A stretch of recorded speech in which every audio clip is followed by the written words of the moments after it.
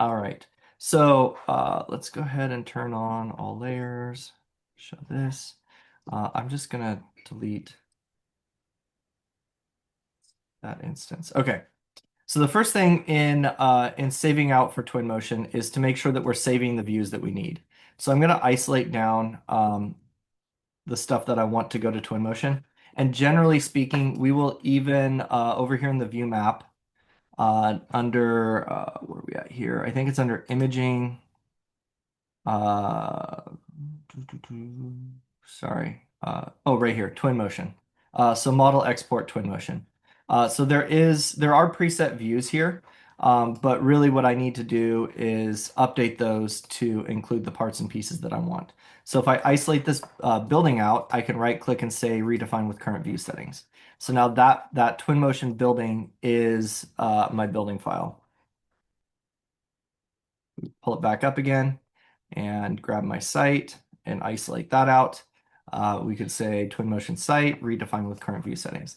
Now there's also an extended site. So we basically, the further out we get, we break it out into separate Twinmotion files. You don't need to break out if you have 5 or 6 buildings, 3 or 4 buildings, even 1 or 2 buildings. You don't need to have a separate Twinmotion file for each building necessarily. You could, but you don't need to. So once I have these views set so that I can quickly toggle back and forth from this view to this view and know that I'm getting the content I need, I'm just going to go to File, Save As. And again, we would typically save this to the directory, the file server under projects. Here's server and projects. And there is each project, if I just grab one out of the list here, does have a drawing, BIM, and Twinmotion folder. So you could save the Datasmith export is what we're going to look at here. In this case, I'm just going to do a save as and put it on my desktop. Again, you would put it on the file server, but here I'm going to put it on my desktop because I don't have a better place for it. And we'll say sample tm exports. So it'll go into that folder, and I'm going to say that this is practice buildings, and we set the format to Datasmith. And that's all there is to the export, just save as. Wait for it to process, of course. It's going to crash on us. Let me pull that file back up and hopefully we can get it. Oh, weird. Oh, there it is. So if you ever have a crash in ArchiCAD 28, you hit this little home button on any other instance of ArchiCAD you have open, or if you don't have another instance of ArchiCAD, you open ArchiCAD and you look for the recent file. The red marked file is the recovery file. ArchiCAD should recover any changes that you made to the model at any point. So every step in ArchiCAD will be saved as a recovery file in the event of a crash. If you're working in 27, which you might be because we still do have more than half of our projects in ArchiCAD 27, you don't have this little home option. So in that case, you do have to close out of close and quit all instances of ArchiCAD in order to get the recovery file. It's actually opening.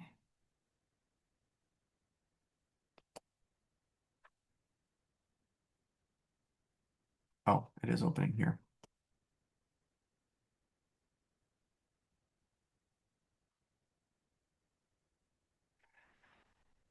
Um,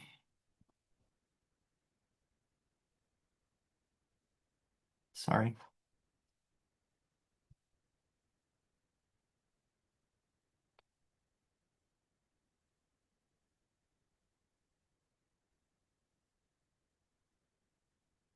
It's weird it's taking so long to open such a small file.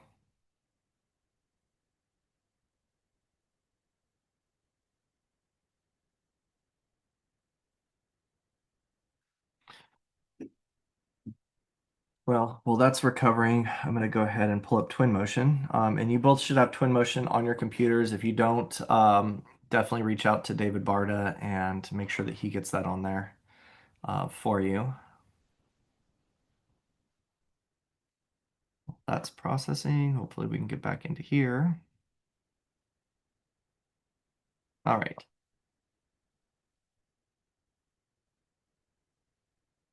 So if we go back to this file, Go back to our Twinmotion building, save as. Oh, it looks like it did get the building saved. Okay. So we'll go into the site and we'll save that into here.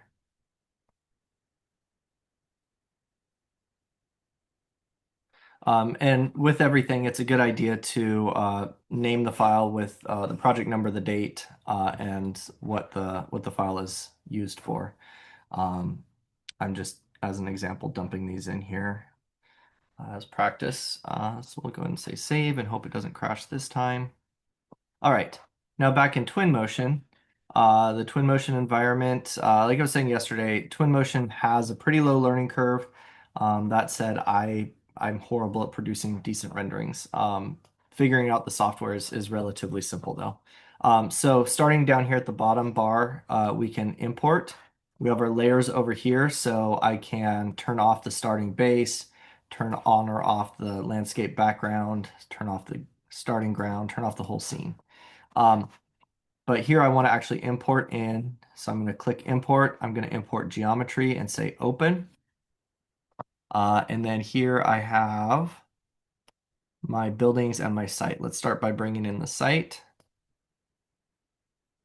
We have options for precision. We have options for collapsed by material. So whether we're keeping the hierarchy, individual materials, individual components, we're just going to group them by material here for now. Yeah, I can't tell you a whole lot about what else is in here, but I know there are some options in here. There's a lot of different formats we can bring into Twinmotion as well. It's not just the Datasmith plugin. The Datasmith plugin is what gives us all the options for how we handle surfaces and stuff. We could also bring in FBX. ArchiCAD can save out FBX. Twinmotion can import FBX. SKP SketchUp. That's also how we can bring in like those high polygon SketchUp assets directly in. But here we're just going to say import, and let's go ahead and turn off our stuff. All right. Now, navigation in Twinmotion is a little bit weird. It's actually right click to orbit. What's that? I don't know what that piece is. Massing green jelly. That's weird. Anyway, you can turn on and off the different layers, but they're all by surface in Twinmotion. So let's go ahead and import in the building file now. Import and open and building datasmith. Same thing. We'll say import. Oh, it's saying that there's duplicate materials. So you can either use the material that's already in here, or you can keep both materials so that you have individual control. So anything in the building file over here that was using, say, the grass surface or something, or maybe the green jelly surface, is going to be individual surfaces. And that's actually one thing that's really important. Oh, that's cool. It's actually bringing in the light fixtures as light fixtures. What is that thing, though? I didn't realize I dumped a light fixture in here. Um, anyway, it will basically recognize that like this column, for example, is all of those surfaces. So if you need the columns to have a different surface from maybe the underside of the roof, they have to be different surfaces in ArchiCAD. So in that same kind of idea, let's say I had like this same floor, but I wanted individual control for it to show like with a more rough texture in one room than another. You would go into ArchiCAD and you would basically duplicate and give it a new name. It can look exactly the same, right? So these two are exactly the same surface in ArchiCAD, but because they have different names, I'm going to have individual control over them in Twinmotion. So the three things that I want to focus on for Twinmotion today, because we are, again, kind of crammed for time here. It's meeting by meeting. Um, are the three reasons we use Twinmotion, and that is surfaces, vegetation and entourage content, and lighting.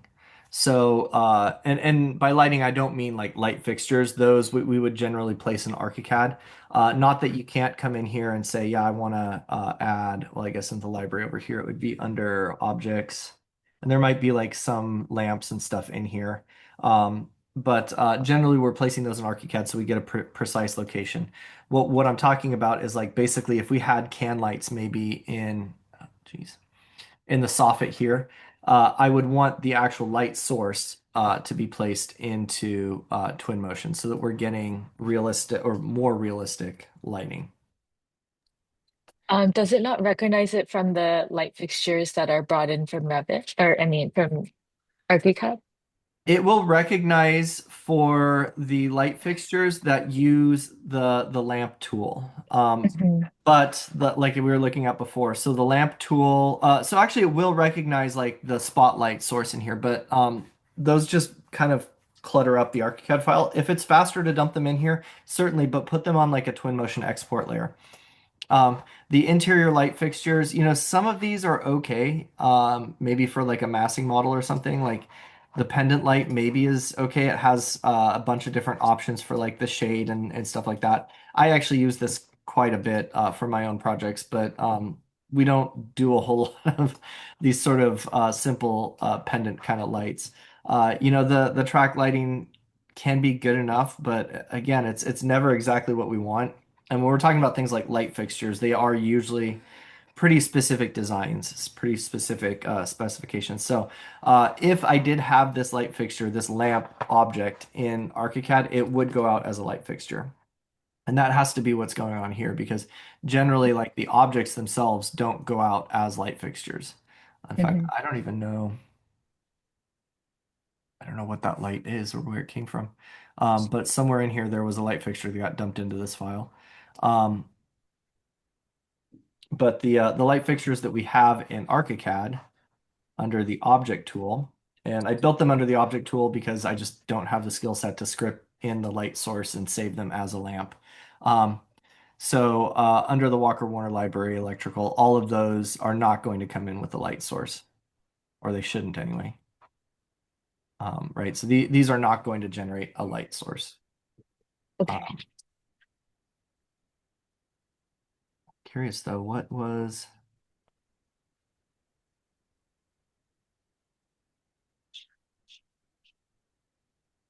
Oh, I must have brought in. Oh, you know what? I probably brought in a different. Yeah, because there's more rafters in here than I had. So this is from a previous training session. Probably have several of these practice files on my desktop. Um, anyway, but so this came in because I did actually have a lamp placed in ArchiCAD. But you can see here, like I've got this is way more detailed. I don't even notice. Anyway, the idea here is like let's start with the light sources. So dumping in those light sources is as simple as just dragging and dropping. And if you have those can lights as objects in ArchiCAD, you can just drag and drop these and snap them to those. Um, Placing elements in Twinmotion versus in ArchiCAD is quite a bit less precise. So we're not like looking for precision placement of things, which is also a reason that we put most of the model content, even furniture, into ArchiCAD. Because we want to know exactly where it's at. We want to know that we have control over where that stuff is placed. Even like some of the entourage content, like books and stuff on shelves, can be put into ArchiCAD because you can actually place them a lot quicker than like meticulously dragging and dropping from Twinmotion. It's not that we don't have stuff like that in here. So let's just take a look. We have some furniture in here. We have some like house plants and stuff, and these are infinitely better than anything we would get out of ArchiCAD natively. There are some potted plants in ArchiCAD, but they look horrible. They look like some bad 1990s art exhibit kind of stuff. Not that these are great, but they're just way better than what we get out of ArchiCAD. So. Um, the light sources are really the first thing that we look at placing into Twinmotion is like getting the lighting right. And the reason that we do that first is because we want to know when we're adjusting these surfaces what the effects of that adjustment are. If we make a whole bunch of changes to the surfaces in Twinmotion and then start adding lights, we have to circle back to the surfaces again. So get the lighting right, and then we come back and this little eyedrop tool right here, I can eyedrop that and it's going to give me all of the surface settings over here. And this is where my level of expertise sort of starts hitting its limit. If you've done photography, you know enough about sort of exposure and reflection and stuff like that. If you've done rendering before, you understand a lot of this stuff that goes way over my head. But there are settings in here where I can adjust the color, I can adjust the pattern, I can attach an additional pattern. I can warm it up a little bit. There are like contrast settings. There's even a grunge setting, so you can actually like if you have concrete or something like that, you can adjust the texture there. Um, I know that somewhere in here there's also like texture map settings, so you can add like displacement maps and stuff. I don't remember where that's at. Yeah, metallic is actually more about reflection. Oh, here's the normal map. So yeah, you can actually attach a normal map in here. Yeah, you can open it from a file and attach a normal map. Um, Do you get a good preview on this, or do you just push like render and then you have to wait until it's done? so if you've built out the lighting and the surfaces, it will start to, I mean, it is considered a real-time rendering engine. So other than the resolution, it should start to look about like your output. But it's not like instantaneous. You don't bring it in from ArchiCAD and say, okay, well, that's ready to render. Um, So you do have to go through and adjust the surfaces, add the lights, add the entourage, and then it starts to look more realistic. I know Manifold did a twin motion presentation. Oh gosh, it was last summer, I think. And we have a recording of that somewhere. I can try and dig that up, but it gets into like that next level of settings to get it almost hyper realistic. He's sort of one of the twin motion power users. If you can connect with him on Q&A as well, he's a good resource to have. And Um, I'm sorry, it's Matt. What was his last name? Manifold. Okay, thank you. Yeah. Yeah, Sandrine is sort of the go-to. She is the Q&A person for Twinmotion the same way I'm the Q&A person for ArchiCAD. Um, All right. So surfaces, again, eyedrop the surface that you want to adjust, click right there. There's also a surface library. So here under the library settings on the left side, we can click materials. And let's just look at replacing a surface. So if I find the surface that I want in here, I don't know, let's just take oak for an example. I can drag that onto those columns, for example, and take a look there. If I eyedrop this, I know that I can usually figure this stuff out. There's a way to rotate that surface's default position somewhere in here. It's probably under the texture settings. Where is the rotation though? Maybe miscellaneous. Oh, here's another thing. If you have like a single plane element in ArchiCAD and it's transparent on one side and not the other, this is what you want to check here. I ran into this on a project years ago where we had like these tensile, triangular tensile sunshades. And in Twinmotion, from an aerial view, they looked like fabric. From below, they disappeared completely. So that was this setting right here. I know that there is a setting to rotate that surface though. I just don't remember where it's at. It's grain color. It's not UV. Anyway, this is where I just sort of bumble through and try and find out where I'm at. I know that there's a rotation setting in here. If that's, oh, actually maybe, nope, that's not it. Anyway, that would be probably a Sandrine question. But replacing a surface in Twinmotion is simple as drag and drop. So if we went back to our materials and concrete, for example, I can drag and drop that concrete slab in here. That flicker is actually because the site mesh is showing through. So if I grab that site mesh, I can actually bump that down a little bit and we lose that flicker. But again, that's probably something you want to adjust in ArchiCAD, not in Twinmotion, because it's just not precise here. Um, yeah, so a lot of the library stuff, the furniture and things like that, we're not going to use too much in Twinmotion. I know that the people might be tempting to throw into here, but they are very much like SimCity kind of people. Again, better than the people in ArchiCAD. Tom Hendricks used to always call the ArchiCAD people zombie mannequins, and that's literally what they look like. Is they're pretty scary looking. These are a lot less offensive, but they're also very like video game cartoonish. So when it comes to people, we're actually for the most part, and maybe this differs from project to project. Maybe in fact I saw some renderings that quite clearly had the twin motion posed people in them. But in the object tool, under the ArchiCAD or the Walker Warner library again under general, there are these people libraries and they're literally just cutouts, silhouettes. Um, they don't rotate with the camera, so that's the one thing. If you're doing a rendering from one view, you might have to rotate the person and save out an updated datasmith file for that view.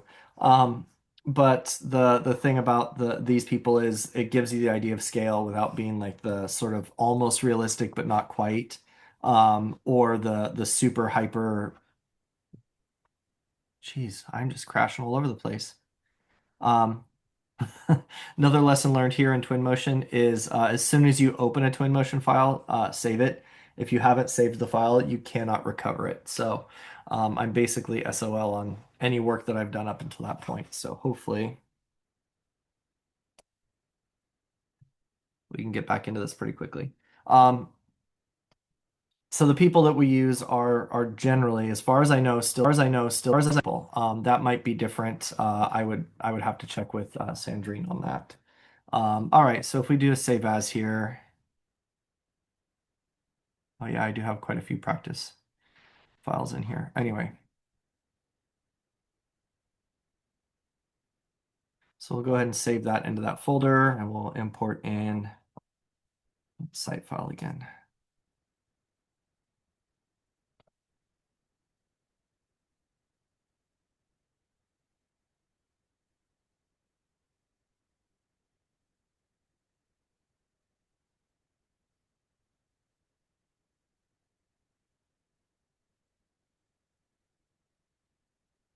All right, we'll turn these things off.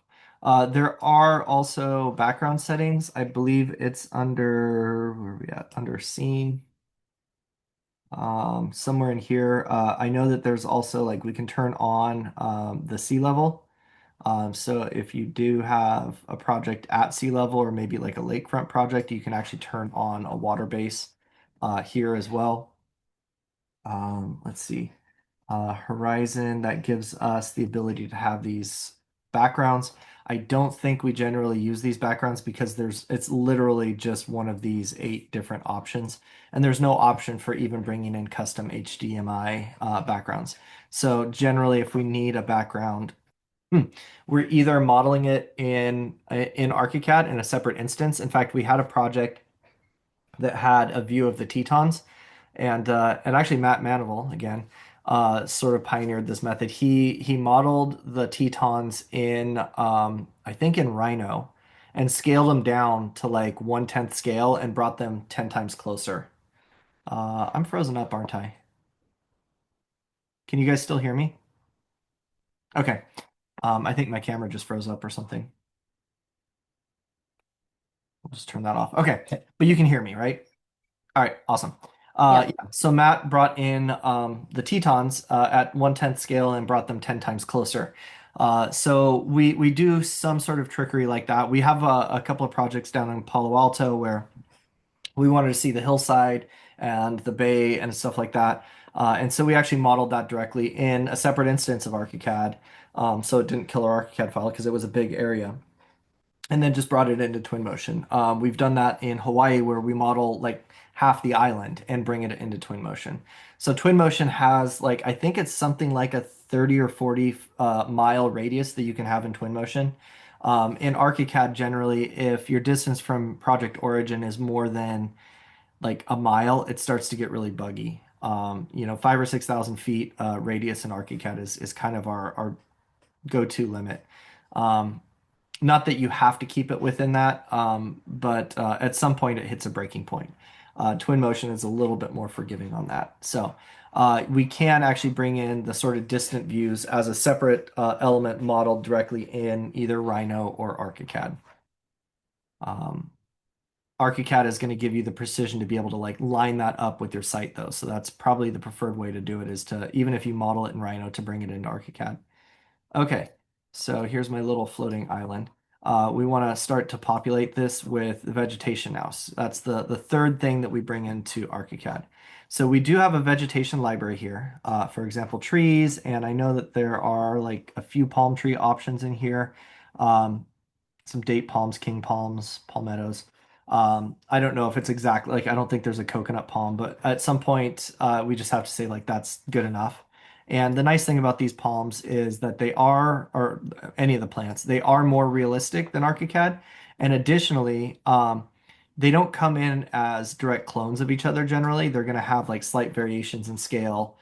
You can even like manually rescale and rotate and adjust them individually. I guess the palms don't have necessarily seasonal ties to them, but like some of the other plants, we could say like that's a winter. Oh, I'll find something that maybe actually has Gotta find a deciduous one. find a deciduous one. I assumed that that one was going to be, but it's Yeah, it's a good guess. there we go. Yeah. You can see like it does actually have the effects of the seasonal change. And you can also set it to auto, which is probably preferred, where it's actually tying to your scene's weather settings. So here in the scene, I can say that this is a winter scene, and all of the plants that are adjusted to the seasons are going to be adjusted. Now these are not necessarily regionally specific, right? So you can put evergreens in Hawaii even though it doesn't make sense, and you can put palms in Aspen even though it doesn't make sense. So you do have to be aware of where you're at and what you're putting in here. Um, Another tip on planting is if we have specific vegetation locations, right? So if I go back to my Twinmotion site here, and I know that I've got a big feature tree like right here, what I do for that usually is I'll put in a column, for example, and I'll say that column has something like a 2 foot radius and give it a unique surface that's not going to be used anywhere else in the model. So maybe I use like colors red. So maybe all of my red columns in my site model are palm trees. So I can position these relative to like wherever the surveyor said I have palm trees. And maybe I've got like, I don't know, some scrub bush or something, some other tree type and make that a different color and just make notes of what surfaces were used for which tree. Now, when you save that out, it's going to come into Twinmotion with those tree locations, and you can locate the trees here approximately to that position. And then just turn those layers off here in the layer list. So that's a quick tip on placing vegetation to exact locations. Now, if we have like, let's say like a distant hillside or something that we want to cover with trees, we do have the option to populate here. There's this populate option. Where are we at? There we go. Over here, I could say that I want to place and paint. So you kind of have to follow this down. And let's just say I want a whole bunch of trees to paint onto a distant hillside. So I'm going to take the types of trees that I want to place and dump those into here. Do another one. You can even set like maybe most of it is going to be this type of tree, the cork oak, and I could say that that has a higher density. And then I come into my brush settings and I could say that that brush has whatever diameter I need. And then you can literally just paint a whole hillside with trees. So if you don't have specific tree positions, which you wouldn't for a distant hillside. At least I would hope that you wouldn't try to place 1,000 trees in specific positions. You can actually just paint them on here. And then those all group together as one vegetation piece that we can then turn on and off. Where that becomes even more useful, so that's painted vegetation one. Let's go back to, sorry, I want to, I want to create a new one. Hmm. Trying to remember where my new brush settings are. Because the other thing that we use this for is for painting in grasses. And I know there are ways.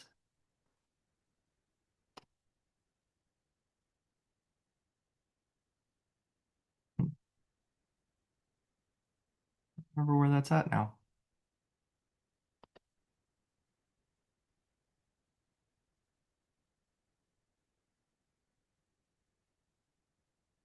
I guess just escape. Thought there was a way just to create a new one. Well, let's go ahead and say populate again. If I want to adjust what I have in here, I can select that painted vegetation. We'll get back to it.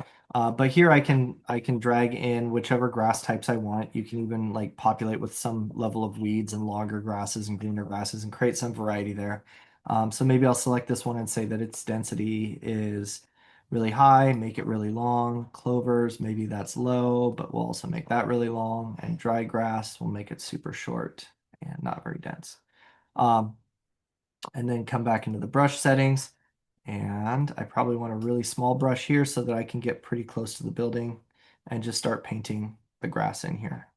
Now it is the reason that we can get to this level of detail in Twinmotion is because it does downsample at some point. So you could see even though I'm painting back here, I don't see it until I get to it. That said, our final renderings are not going to omit that grass. So this is just a sort of view only function. Um, Additionally, sort of other objects worth noting are, I'm trying to remember where it's at here. Oh, the vehicles. Vehicles in ArchiCAD, we do have some, but they're super high polygon, and they're not really that detailed or realistic. If any of these kind of generic cars are close enough to what we need, you can just drag and drop these into here.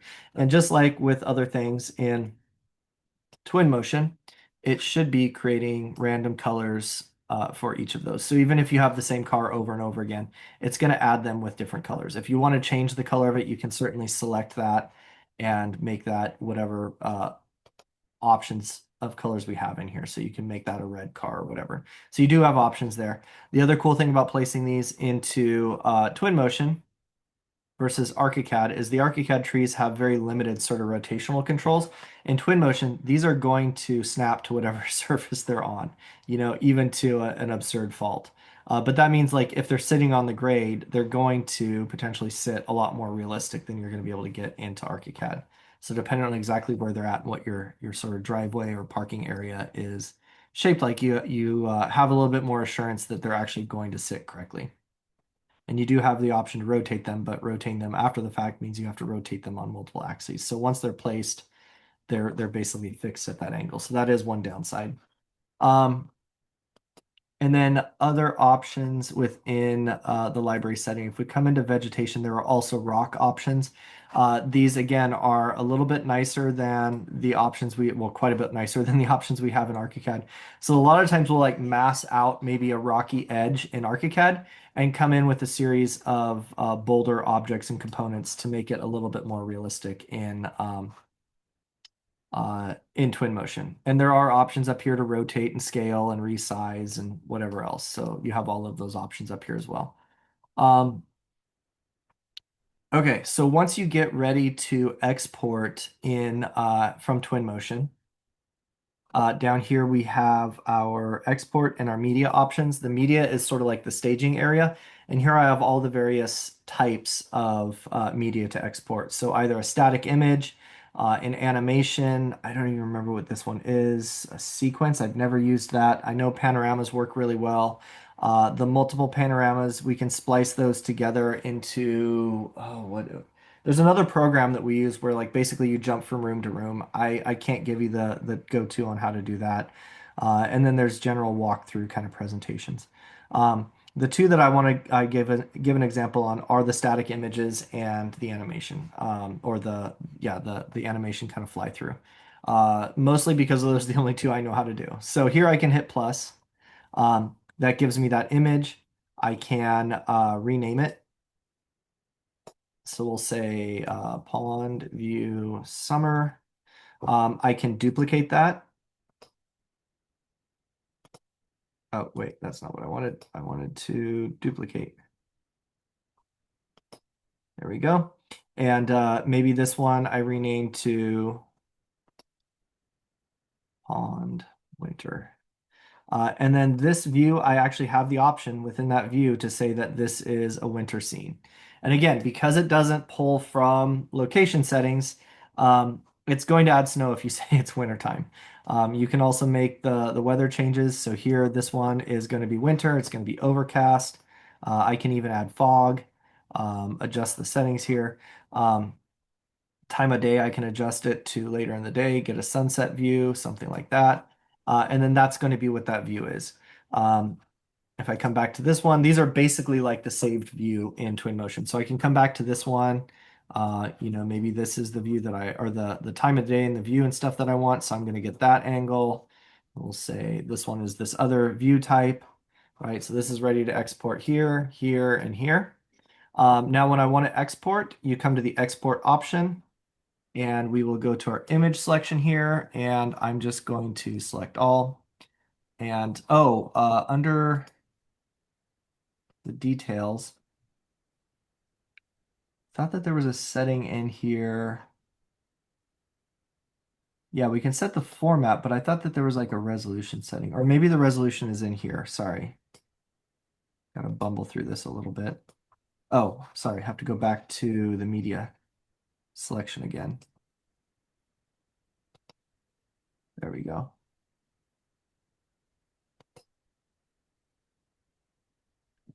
Know that there's a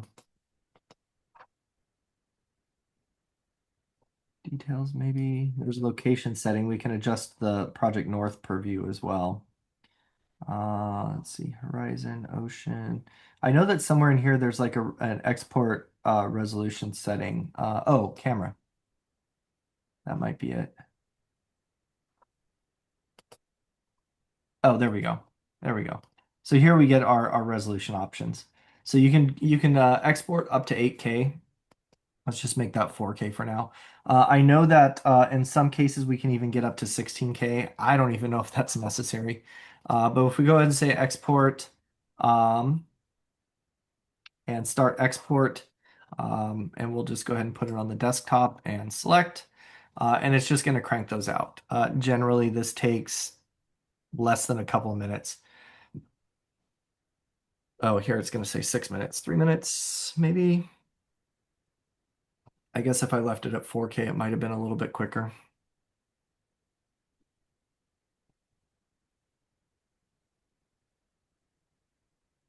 There we go. Um,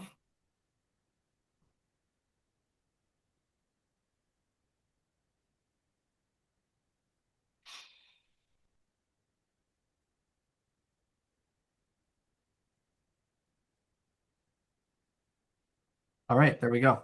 So now on our desktop, we're going to have those renderings. And again, the quality of the rendering is going to depend entirely on how much time and effort and attention you pay to the surfaces, the lighting, and sort of the development of that extra content. It's not going to come from ArchiCAD to Twinmotion ready just to crank out a rendering. Like any sort of rendering, it's sort of up to you as the renderer to add your artistic touch and master the tool to the point where you can create something believable out of it. For the animations, these are essentially just a bunch of stitched images. So what I'm going to do here is hit the plus option, and I'm going to shift the camera over, hit plus again, shift the camera over, hit plus again. And the more I move between these are basically different positions of stopped frames. Can you edit like height above grade or anything? Do you guys do that? I know that there is an eye level position or like a walk line position setting. Hmm. I don't remember where that's at. That would Okay. be something to ask Sandrine if she has time to jump on a call. Yeah, I know that there should be a way to basically like get the camera in the right angle, the right position, and that there's some way in here to drop it to eye level. I don't remember what that is though. But because I don't necessarily have to do that, I could even like add like fly up to a bird's eye view kind of position and like zoom out.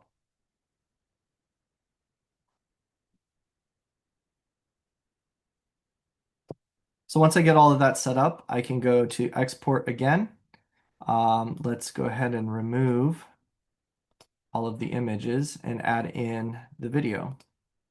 We'll say select. And again, you can adjust per frame even, so you can do time lapse. If you come into frame 1 and set the time of day and then go into frame 2 and set the time of day, you can essentially adjust each frame to be a separate time of day. In this case, I'm not going to fuss around with that, but we're going to go ahead and say export. and select. And because I have to export all the images between here and there, it may spin on me for a while, but that was the last thing that I feel comfortable talking about.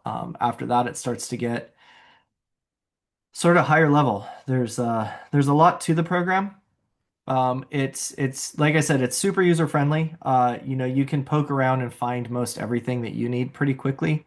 A lot of it is just getting into the surfaces and adjusting the lighting, intensity, shade, distance, all of that stuff, fallout. There's all of those settings that go way over my head. I'm not an expert in them at all. I've tried to make really good quality renderings in several rendering programs, and I just recognize that it's a skill that I don't have. So, if there's a troubleshooting issue or some problem getting files to save out, or if it's crashing, I can help with all of that. But in terms of like taking it from this plastic-looking model into something halfway believable, that's beyond my skill. Is the expectation that folks play around with it, do their best, and then give it to Sandrine, or does sometimes Sandrine take it from No, ArchiCAD? if Sandrine's working on a rendering, she is generally like start to finish on it. I Hmm. think it's harder. It's all I mean, thinking about it like any other art, right? It's a lot harder to pick up the pieces of a painting that somebody else has already started, versus like sort of putting your own vision into it from the start. So I don't know that I mean, I suppose Sandrine has worked on other people's Twinmotion files before, but the few that I've worked with her on getting put out, I saved out the datasmith and brought them into Twinmotion, but that's where I left it. I did not do any touch up or adjust any surfaces, because there's so much like personality that you put into Hmm. a rendering, and even in terms of like organization, knowing where all the crap is in here, like the way that Hmm. all of the scene is set up over here, like how many different files came in, what files were used for which parts. That's all kind of personal to the person that's building this out and developing the rendering. So, as far as I know, Sandrine, when she does a rendering, it's start to finish on her end. Got it. It's probably less frustrating for her. Oh yeah, yeah. In fact, there are a lot of times when Sandrine will actually save out the ArchiCAD file on her end to her desktop, just so she can like blow the whole thing apart and get rid of all the stuff that she doesn't want to see without messing up other people's files. So she's not usually even working in the teamwork files on the BIM server. She's usually saving out a file onto her desktop or into her own folders on the file server and working from that. Um, and that frees her up to like the point of like these kind of rocky cliffs and stuff. If she wants to put stuff into the model to like designate like this is where I'm going to replace in Twinmotion, she can do that in her own ArchiCAD file. Okay. Thank Uh, you. yeah, so I think I mean you got half a day left. I think keep cranking away on the ArchiCAD side. I was looking at both of your files last night, and honestly, they're both looking really good. I think more detail you can get into it, the better it's going to be on the Twinmotion side. Obviously, like having things like gutters and fascias and trim and whatever else you can get in there. But at the same time, like don't spend all of next week in ArchiCAD. Like give yourself at least 2 to 3 days in Twinmotion as well. I know that Twinmotion and visualization side of things is taking more and more of a front seat in our firm.